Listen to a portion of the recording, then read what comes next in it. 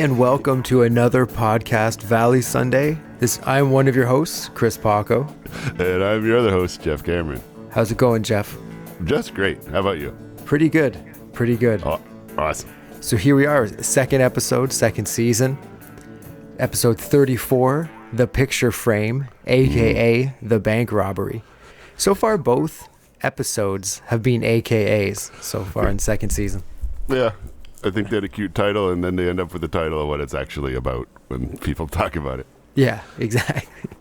Like when I saw the picture frame, I thought it was a different episode, like a specific episode that's not this one. Yeah, exactly. Maybe they have The Picture Frames. So it's directed by good old James Frawley again, written by newcomer Jack Winter, and originally aired September 18th, 1967. Now, I haven't looked too far ahead, but does our old buddy D. Caruso make an appearance this season? I haven't looked ahead either. I hope so. I think maybe they gave him a timeout. He was stewing too much. Like, look, bud, just go off. We might have to access some phone messages left by D. Caruso calling Bert and Bob. Yeah, after episodes, he starts doing his own reviews. I give it a D-,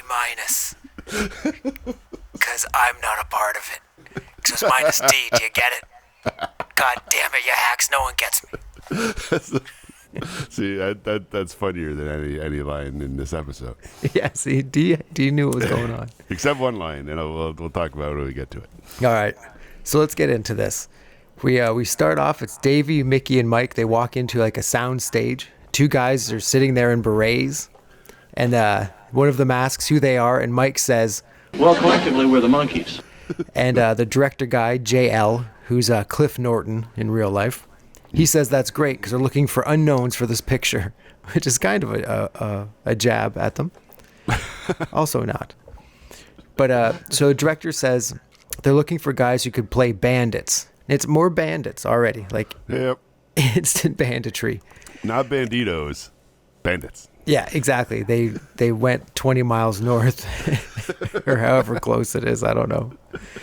And so they asked if that Mexico backlot can't be too far away. Yeah, exactly. It's probably too like around the corner. Yeah. I bet Cliff Norton was supposed to be one of the banditos in Mexican face, but he wasn't available. Nope. So he asks how they'd look in the part, and then there's this vertical transition, and the boys are dressed as mobsters. The director asks if they have any pictures of themselves, and Davey hands over this baby picture. And interesting note, that baby picture was also used in Leave It to Beaver as young Beaver picture. What? Yep. Come on. True story, swear. And he asks if they have anything more recent, and Mickey scoots away and comes back with like an old-timey camera. And Mike and Davey run over to the directors, and Mickey takes their picture, while the main director guy keeps saying, like, no pictures, no pictures. So it's like, okay, I think someone's coming here. So Mickey hands it to him, and he throws it in the garbage with the other baby picture. And then the director tells him they're shooting the bank robbery scene today, and then tells him where that is. And Mike asks if they're going to rehearse. The director tells him that it'll only make the performances stale. And then he throws some paper at them with some lines on them. And he tells them that he uses hidden cameras. So don't be surprised if you don't see the director there or anything. It's a thick plot they're putting in here. And if they do see a camera, they won't tell anybody where it is. Yeah, exactly. So the boys go take off to practice their lines, and the two directors talk about how it's a real bank robbery, but they have nothing to lose, because if the boys are successful, they get rich, and if they're not successful, they go to jail, not the director guys. Oh. Foolproof. The only question is, where's Peter? Yeah, yes. No already Peter. This feels like a smoothie of various Monkees episodes already. Yeah, exactly. That's why, like, let's mix it up. How do we do that? Don't put Peter in it. Okay, cool. So this leads us to the intro. And the one thing I've noticed with this one is the written and directed by titles. They're over a still from the show, not over the four faces with the yellow background. Oh, okay. Yeah. That's a good point. Yeah, not a big deal, but a deal. The old harpsichord theme song, the clang, clang, clang, clang, clang, clang. They're like switching it out for like thematically appropriate versions of the song, like the Mexican one last week. Yeah, they get a little more creative with it, but I think maybe once or twice they bust out that iconic harpsichord action. Yeah, I love that one. But I do also do like how they're changing it up for each episode. It's kind of cool. It's cool. That's season 2 bucks coming in. All right, so then the boys bust into the bank with their guns. Guns right there. Guns. They're wearing their suits and they're trying to look menacing, but Davey's smiling at trying to find the cameras. And Mickey asks him why, and he says, well, there's hidden cameras. And so they go to the teller and she asks if they can help him, and Davey forgets his line. So Mickey hands him the scripts and he asks her for $50,000 in unmarked $50,000 in small unmarked negotiable bills. But Davey can't say it right, quite like myself. So I can't blame Davey for that one. Okay, hand over $50,000 in negotiable bill. The teller, who's named Joy Harmon in real life, she asks if they have an account there, and Davey asks Mickey what he's supposed to do, and he tells Davey to stick gun in face. And so Davey sticks his gun in Mickey's face. And Mickey runs over to all the people who have their hands in the air. And he thinks they're all acting really great and look really scared. And he's pretty stoked on the whole thing. Mike goes to the manager, tells him to open the vault. He says there's a timer on the vault and it won't open till 3. Mike makes himself look like a clock and he clicks down to 3 and then the vault opens. And Mike runs in and Davey's hitting on Zelda the teller, of course. And then Mike leaves his gun and the manager grabs it and points it at Mike. And he says, I'm the robber. Will you please put the thing down? Hollywood. Mickey's shaking down all the people with their hands in the air. Davey gives up getting all the money, and then he, Mike, and Mickey leave the bank reading lines from the script. And everyone's relieved, but then Mickey comes back in, and he says, Cut, print, it's a wrap. Thanks, everybody. We'll see you back at the studio. Bye. Come in tomorrow, 7:30 for 8 o'clock in hairdressing. and he takes off. So it was a packed little scene. There's a lot going on there. It is. Even with only 3 monkeys. Anytime it's only 3 monkeys, it feels like it would be really crowded if there was 4 monkeys there. Yeah. Maybe just because of the way it's shot or whatever, but I don't know. It seems to work out okay. Oh, yeah. It seemed fine, for real. It's a little instant replay clip. So Foreshadowing, they call that. Yeah. The boys scurry down the street. They get back to the studio, and then Peter's there hanging out with the directors. And Mickey tells me he missed the big bank robbery scene. I know, man. I went to stage 1 at 2 o'clock instead of stage 2 at 1. What are the odds that that's what actually happened to Peter? Probably seems like the kind of thing that just might happen. Agreed. Yeah, he didn't know the cameras were rolling at that point. He's even got his monkey shirt on. Like he's showed up for the wrong part at the wrong time. Yeah, it's like Mickey was telling him, you missed the bank robbery scene. We just shot it. Man, oh man. That's a behind the scenes clip. Yeah, maybe this was what they shot, and they're like, you know what? Maybe we should do it like it's not an actual bank robbery. That was what the episode actually was, and they switched it up. So anyway, JR, the main director, he says he'll write Peter into the jewel robbery scene. It's JL. Oh, sorry, JL. I don't have JR written here, idiot. So JR, oh, sorry. This is the Paco roll with it, the El Guapo. This is JR. It is. That's good. Yeah, I'll try to stick with it. Just hold on. But JL, the main director, he says he'll write Peter into the jewel robbery scene. These guys, I feel like they're doing too many robberies too soon. Like, a lot of crime. A lot of crime. Yeah, it's like they're gonna get wise to this pretty quick. So Mike and Mickey drop off the money, and JL says that he'll call them tonight about tomorrow's shoot and gives them each $100. So when the boy leaves, JL makes an anonymous phone call to the police. So there you go, scoundrel. Dang. So we get some stock footage of some old 60s police cars that just look like stock cars with a light on them. And the sergeant yells through a bullhorn that he knows they're in there to come out. And this is Dort Clark. He played the inspector in Monkees a la carte, and he's going to play a policeman in Monkees at the Wheel. So we've had a Dort and a Doodle. Yeah. Doodles so far, yeah. Good times. This guy, he always plays a cop, though. Typecast. The boys wonder why the cops are there for them, and then Peter remembers. Oh, that library book. It's a week overdue. So he crawls out onto the front door and puts the book on the doorstep and crawls back in. Cops not impressed, and they tell him to come out. So Davey goes to the door, and he opens up the peep door, but it's over top of his head. So he's just staring at the door, opens it, and closes it. But he tells them that the cops are there, and Mike thinks that it's about tomorrow's shoot. The sergeant tells another cop to go in after them. You! Go Go in after him. Go in after him. Go in after him. Me. You. Go. Go. Yeah, go. Go. Yes, sir. Go. And then when he does, the boys start to rip apart his performance and tell him to do it again. The cop comes back in, and then he shoots up the place.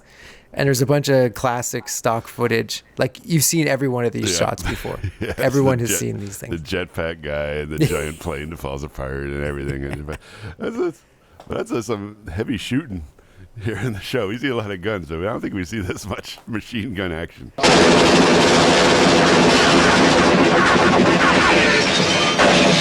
Yeah, they're making up for something, I guess. So then the cop leaves, and then Peter, he says... Probably one of those method actors.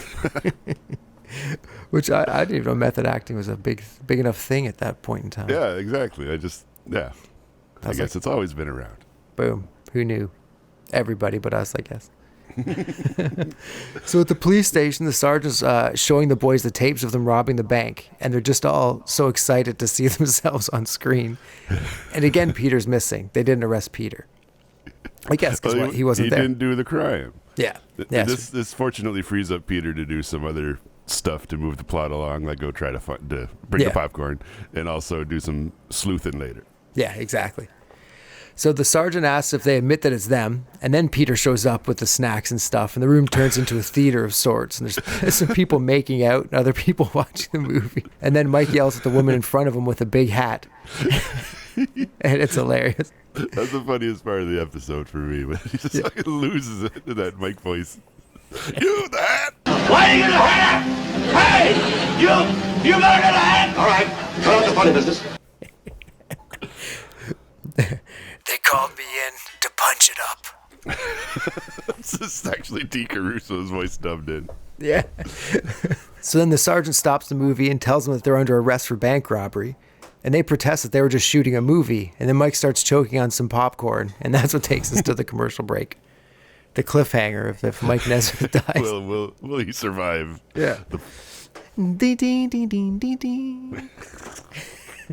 So we come back and the sergeant tells them to start talking. And they all start like just rambling like Walla at him. When they're babbling, they're doing their parts from Zilch. Oh, sweet. Good to know. Good to know. That's funny. I don't know. I missed that. They do it pretty quick. It's kind of hard to tell.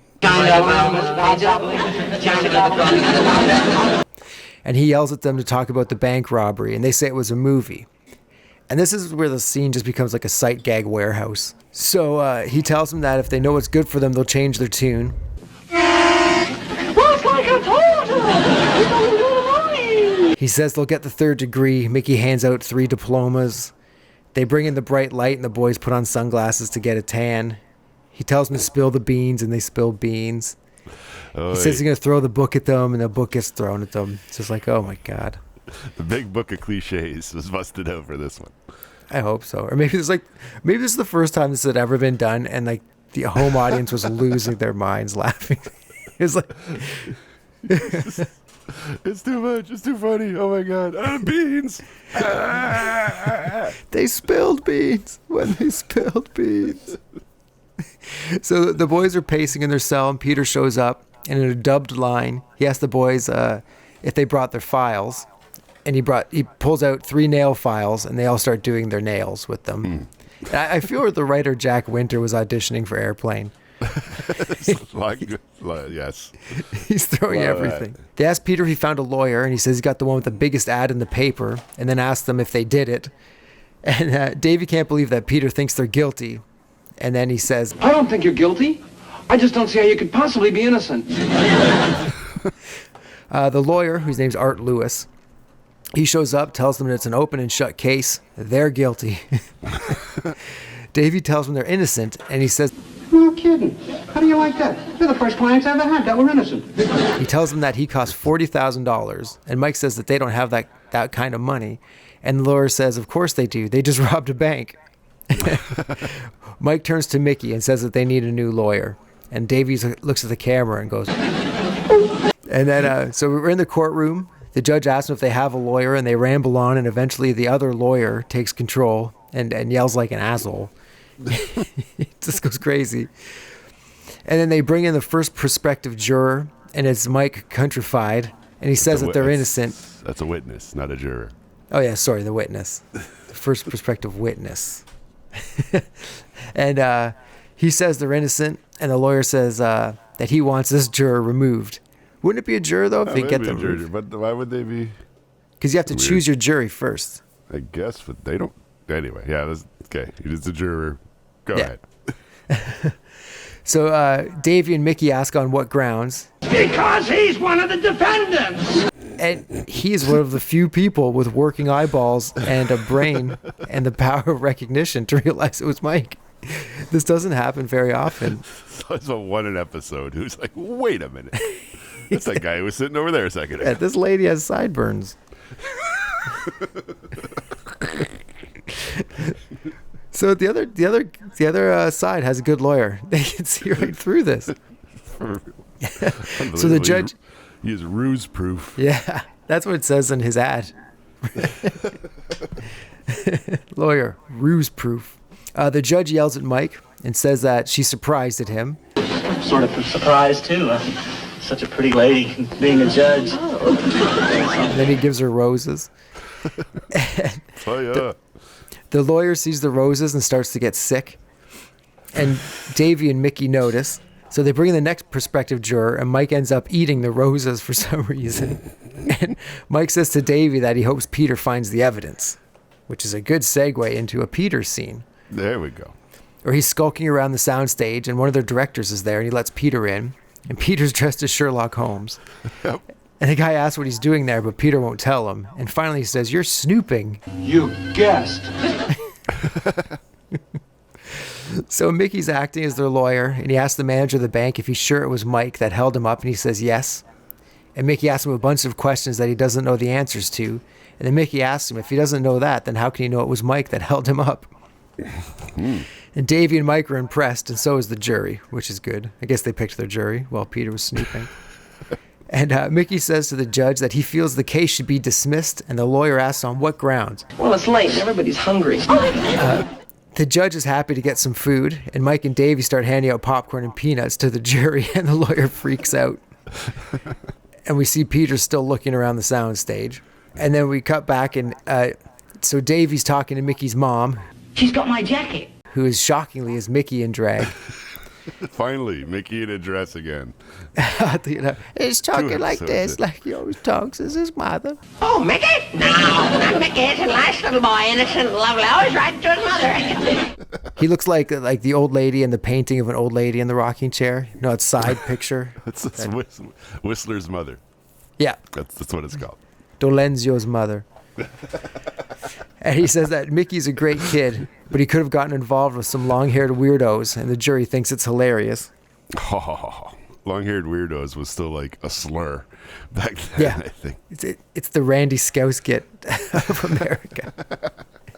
I wonder if like some band from Liverpool tried to put out a song called Long-Haired Weirdos, and in the States they're like, no. No.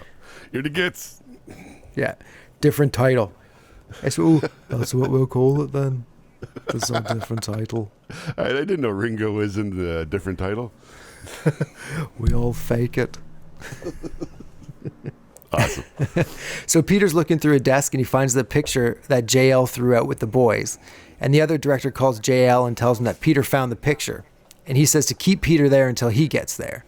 Mm-hmm. So now Mike is the lawyer back in the courtroom. And he says that the dynamite they were supposed to use to blow up a safe is fake. And he lights it and lets it burn down and nothing happens. The other lawyer grabs it. Guess what? It explodes. Boom! So the other director tells Peter that he admitted that he was there to snoop. And Peter says that, well, this is a bad place to snoop, and he's going to the park where it's better. JL shows up and points a gun at Peter. More guns. And he says that he's not going anywhere until he gives him that picture. And Peter takes off, which leads to Monkees Romp number 1, yes. Pleasant Valley Sunday. Oh, yeah. Good times. It's a good romp song. It's a great romp song. It's a good song for anything, really, I guess.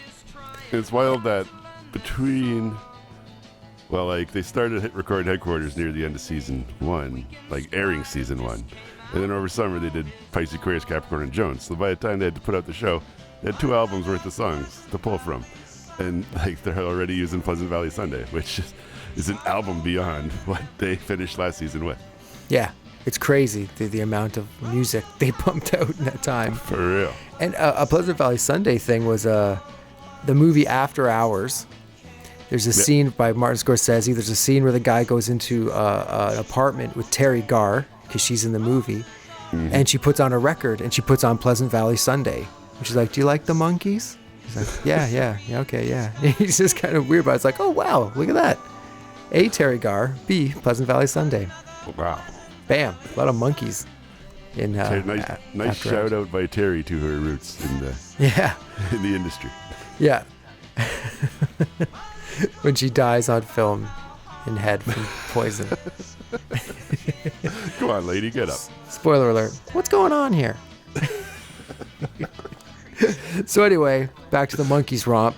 The guys chase Peter past a bunch of light bulbs, then down a street and back to the sound stage. Peter's on a ladder. The band is playing in the Rainbow Room, which is wicked. Yes. Mike on guitars, Davey on bass, Peter on keyboards, Mickey on drums. I think that's all. I like seeing Davey play instruments more than maracas or tambourine. It just looks wicked. Sure. But also, he looks kind of like a wee baby boy.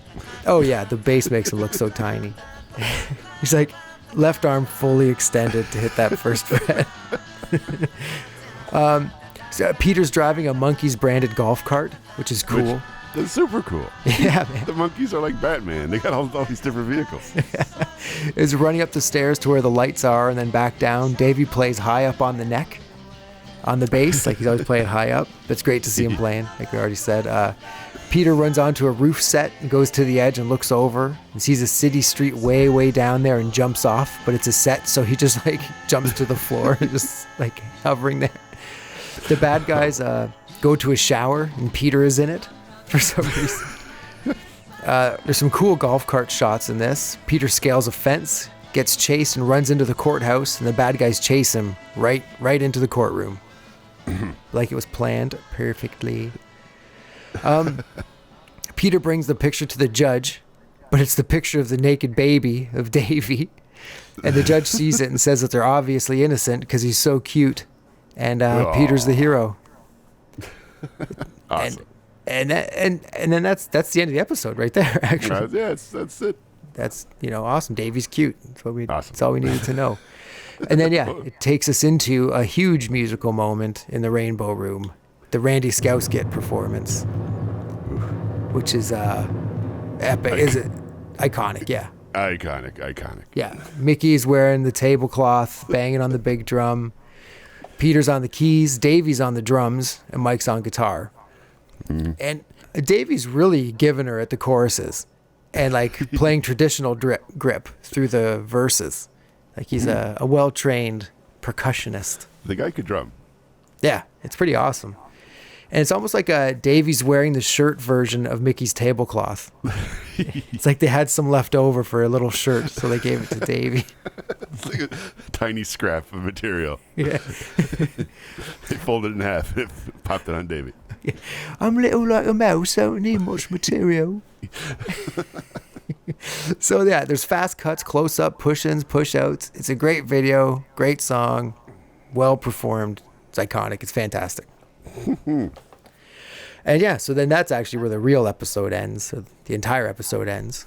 Yeah. And what are your overall thoughts on the picture frame? I think it's pretty all right. Like we were saying, it does feel kind of like a Mad Lib of various Monkees episodes where blank has a gun and blank happens, and then blank and blank and blank dressed like gangsters or banditos or whatever.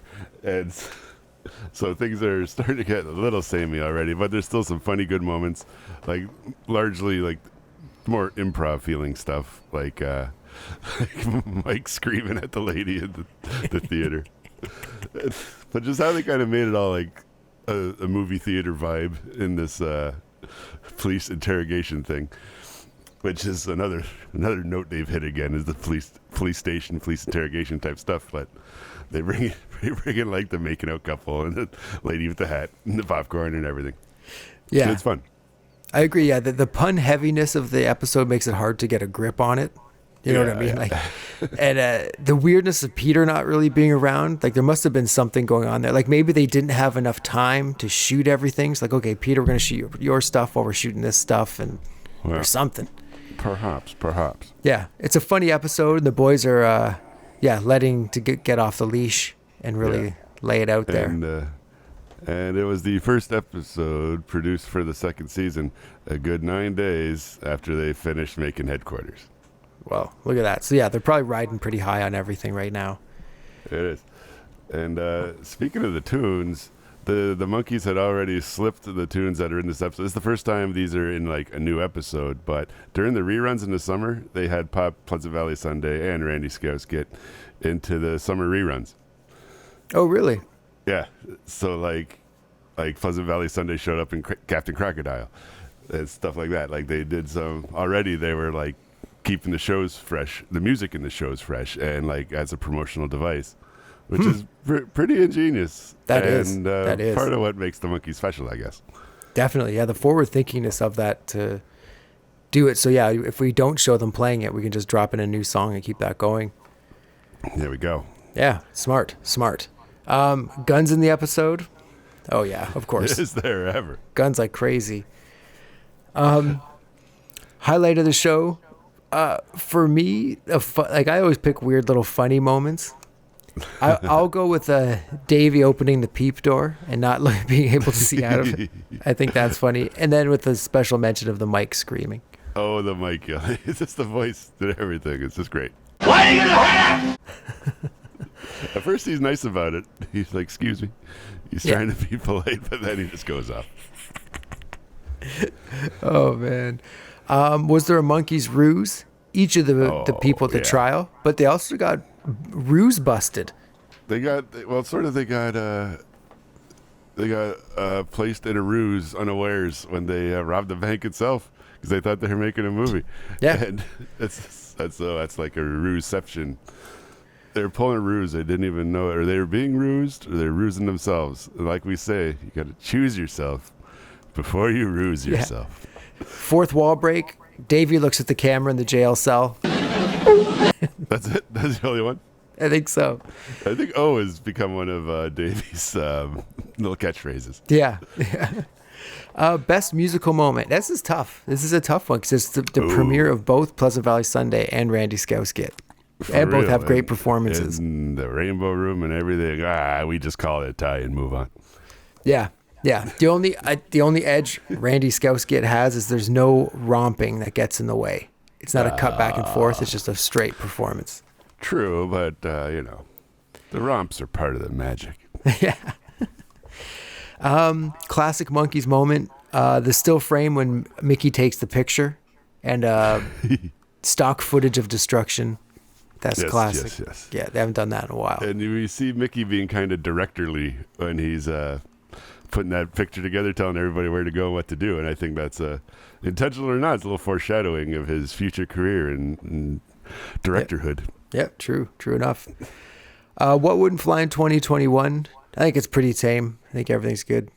Just cops strolling into the pad and spraying the place down with machine gun fire. Yeah. I don't know, you just play that for laughs at the end of a scene. So some did you knows? We already talked about the picture was a Leave It to Beaver picture of young Beaver when he was a baby. That's wild. The teller was on shows with Groucho Marx, and she was an NBC player in the 60s and 70s, and she has 31 acting credits on her IMDb.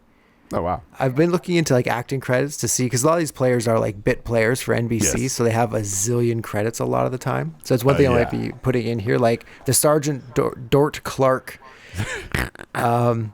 He has 84 acting credits on his IMDb. And Art Lewis, he plays a cop. And he's also going to be in Find the Monkees, where he plays another cop. He has 97 acting credits. But Cliff Norton, he has 134 acting credits. Wow. And that's crazy. Crazy. And we mentioned before, this is the first episode shot for the second season, but the second one in the... to go to air, yeah. So there you go. The bank apparently is called the Ninth National Bank. not the first. Later, Michael's band is called the First National Band. I don't think this inspired that, but it was just kind of fun to see. I just have a couple more did you know type things. When the cop says he's going to give the boys the 3rd degree, and Mickey hands out the 3 degrees, each one he hands out goes bing, bang, bong, and it's like a rendition of the NBC jingle, which the 3 notes of the jingle is GEC, which stands for General Electric Company. Wow, I didn't know that. Yeah. That's pretty cool. It's almost subliminal. Yeah. Wow, that's it's cool to know there was a reason behind those notes. Yeah. Yeah, I never knew that. Good sleuthing. Yeah, well, hey, thanks. Actually, I learned that on the NBC tour. Cool. It wasn't specifically matched up to this particular episode, but just the NBC jingle has those notes in it for that reason. It'd been cool if on the tour they're like, has anybody seen the Monkees, the picture frame? Here's Peter Tork to tell us more about it. Now, this is the first of 5 episodes by the writer guy. Jack Winter. Yes, we'll hear from him again. And we'll keep an eye on how corny his nonsense is. See, we're spilling more beans in future Winter's episodes. He's really made an impact if we give him a voice. Alrighty, so what is that I hear right now? Oh, it's about that time.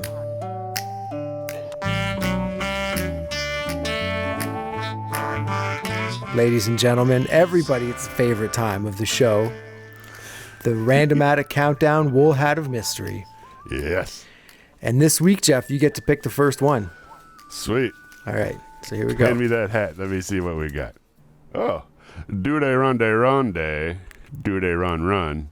She hangs out. Do-de-ronde, do-de-run, she hangs out. She hangs out. I got some stuff about she hangs out. Hit me. Historically, it's pretty important in this tale of the Monkees. It shows up in the version on, was it Pac and Jef it's on? Yes. Okay, but before that, when the Monkees had prepared their next single, which was going to be All of Your Toys, backed with Girl I Knew Somewhere, Don Kirshner had persuaded Davy Jones to fly to New York and record She Hangs Out to go on the back of A Little Bit Me, Little Bit You. Really?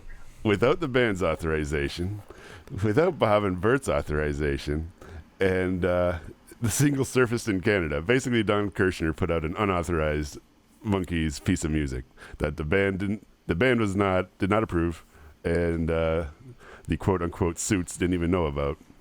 So this was pretty much it for Don Kirshner, because he put together and released a Monkees single that was not approved by the Monkees.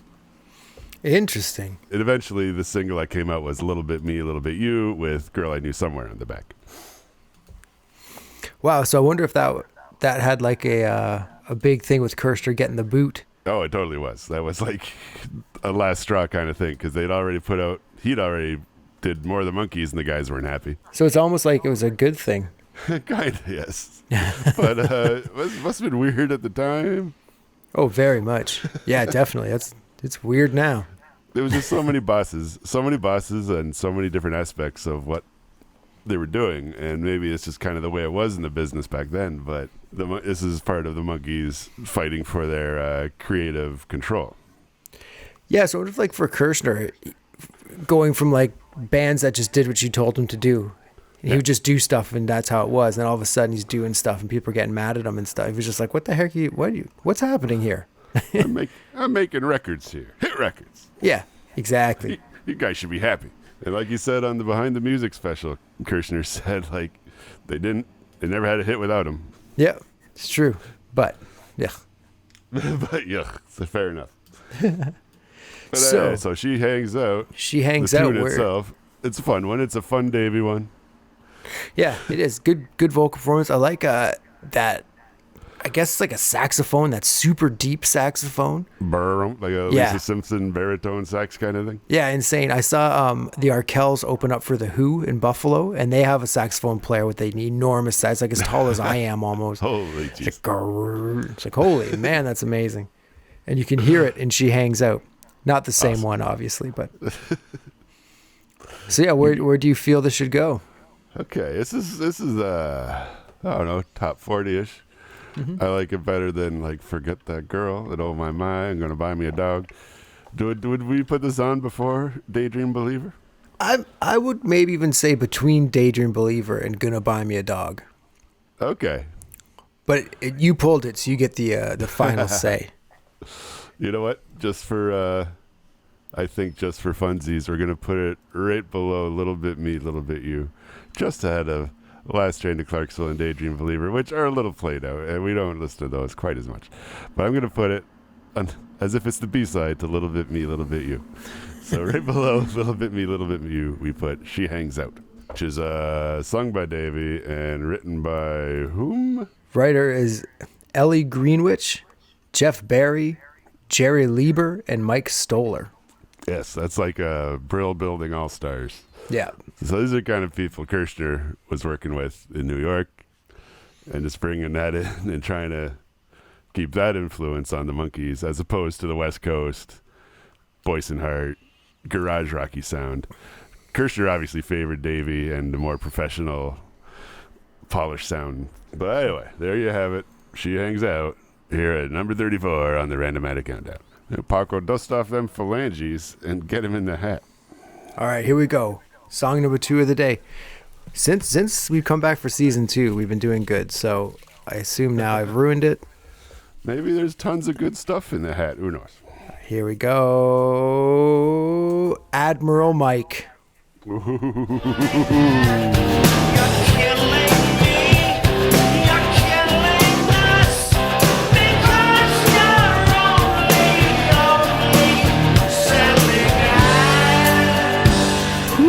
Admiral Mike from Justice. This song rips. This is a rockin' tune, I've got to say. It is a bit of a rocker, like a grunge reggae kind of screed against advertising, I guess. I guess. Mike's not happy about something, and he funnels it through the angry yell of Mickey Dolenz. Sung by Mickey, written by Mike. And in the bridge, or like near the end there, Mickey hits some high notes that are just crazy.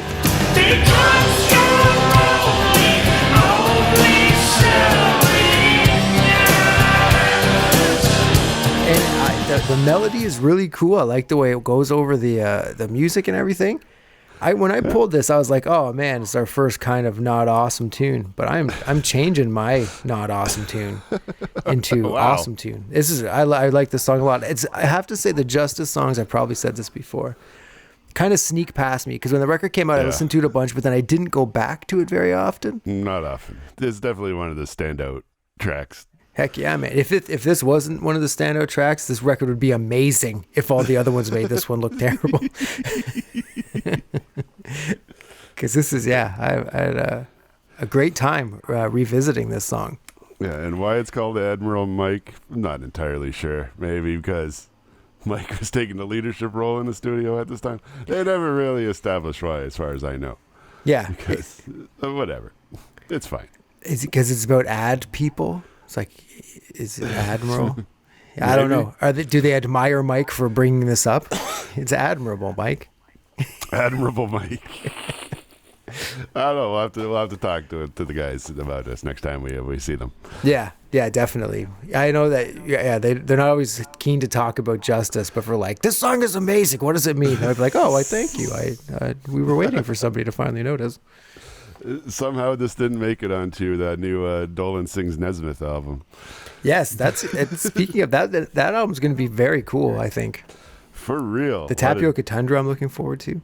Yeah, man, not just a lot of deep Nesmith cuts, but some deep Monkey cuts on there too. Some Missing Links type stuff. Very cool.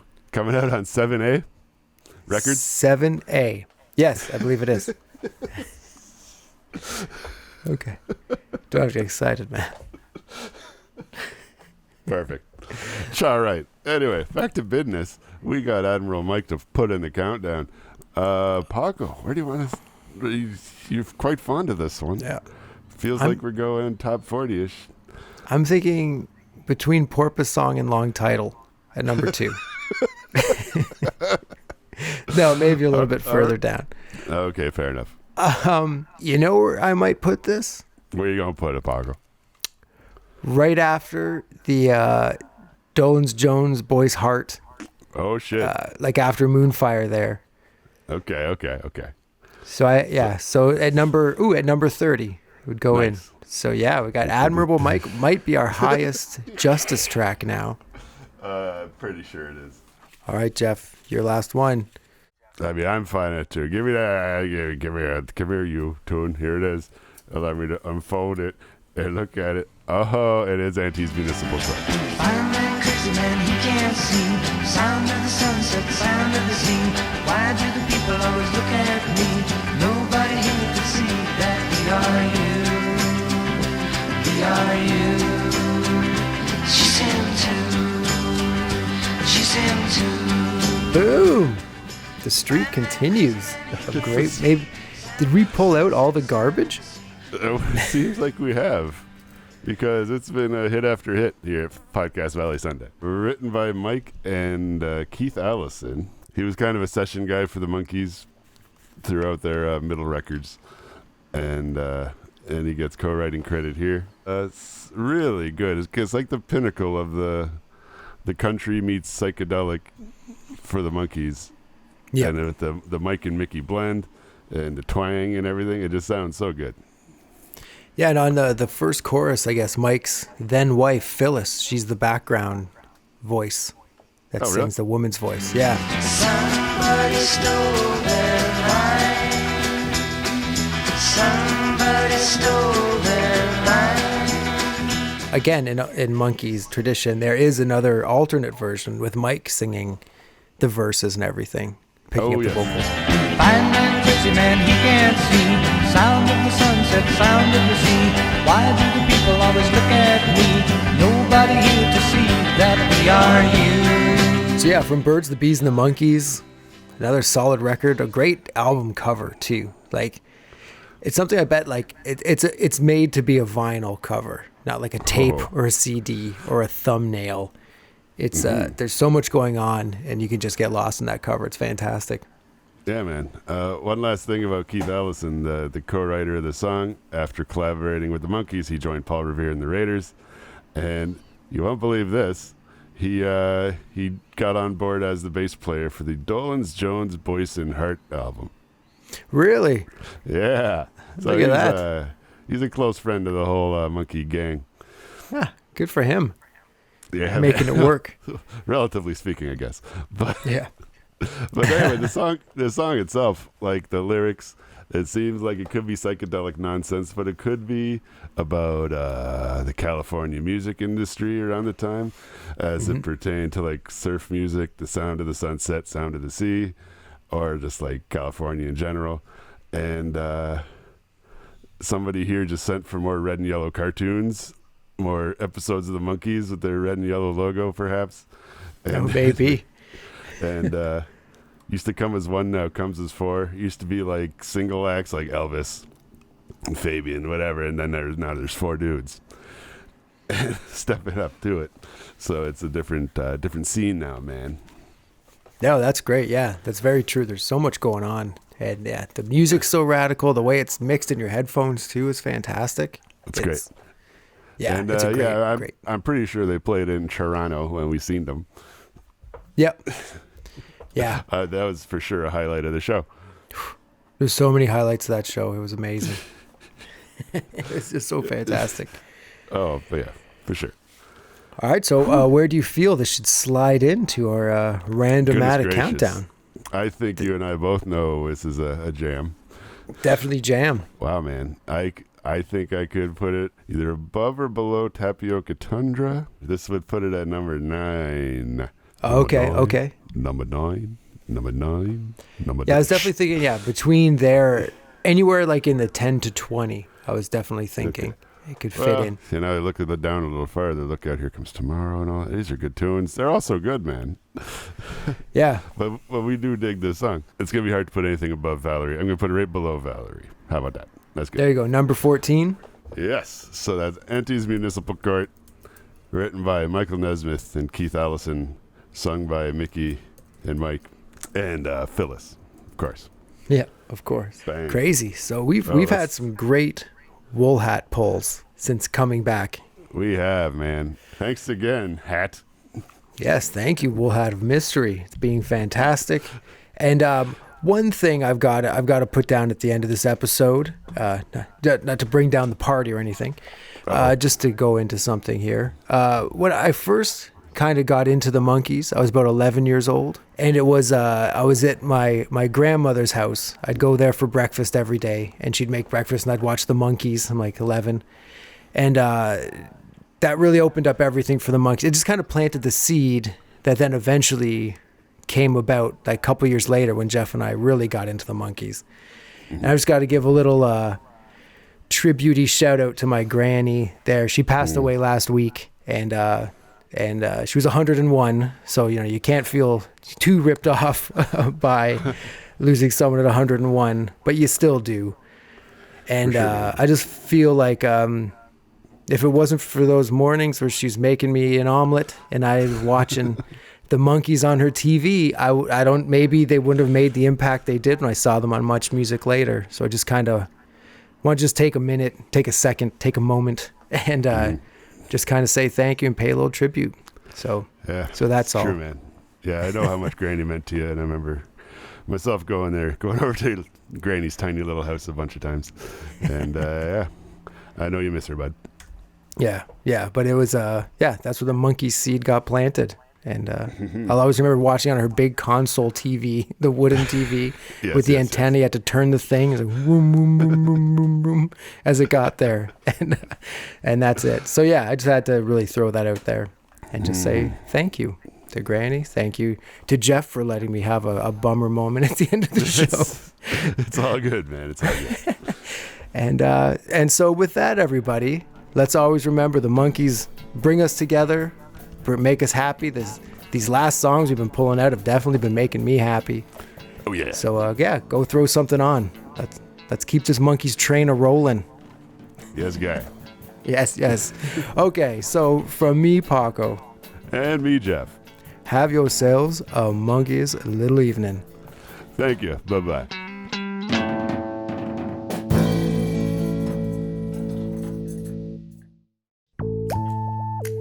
Hey Monkees fans, with everything going on with social distancing, Podcast Valley Sunday will be on every 2 weeks. We hope you're staying safe, we hope you're staying at home, and we hope that you're listening to the Monkees and obviously Podcast Valley Sunday. You can check us out on Facebook, on Instagram, and on YouTube. And please, rate us and leave a message. We'd love to hear from you. But, as always, be gentle with us. We're very sensitive.